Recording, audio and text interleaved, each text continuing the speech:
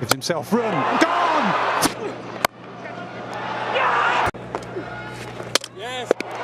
ICC टी20 world cup के दूसरे सेमीफाइनल में इंडिया ने दिफाई चैंपियन इंग्लैंड को 69 रन से शिकस्त देकर फाइनल के लिए क्वालिफाई कर लिया। 7 माह पहले जब इंडिया में बटलर की ये टीम वनडे वर्ल्ड कप में जवाल की दास्तान सुनाकर बेदखल हुई तो मॉर्गन का इसरार था कि हेड कोच मैथ्यू मॉट और जॉस बटलर को कैरिबियन में अपने वर्ल्ड टी20 टाइटल के दिफा का मौका मिलना चाहिए। दलील तब भी यही थी कि इंग्लिश क्रिकेट फिर इसी गलती की राह पर थी जहां से उसे मॉर्गन ने हटाया था। बेन स्टोक्स, मोइन अली और आदिल रशीद के बारे में बहस यही थी कि मॉर्गन के दौर में इंग्लिश क्रिकेट की खूब सेवा करने वाले ये सीनियर अब अपना बेहतरीन गुजार चुके थे। अगरचा इंग्लैंड को टूर्नामेंट से बेदखली का परवाना मिलने को गयाना के इस सेमीफाइनल तक इंतजार करना पड़ा, मगर जिस तरह से बटलर की इस टीम ने अपनी कैंपेन के आगाज में ऑस्ट्रेलियावी जारियत के सामने हवास खोए, इसका नॉकआउट हो जाना वही तय हो गया था। ट्रॉफी के दिफा में बटलर सेमीफाइनल तक रसाई को भी अपनी बड़ी कामयाबी तस्वर करते रहे, मगर इस इंग्लिश कैंपेन की असल हकीकत ये है कि इस टूर्नामेंट में फुल मेंबर्स ना जीत पाने की पुरानी इंग्लिश रिवायत फिर से देखने को मिली।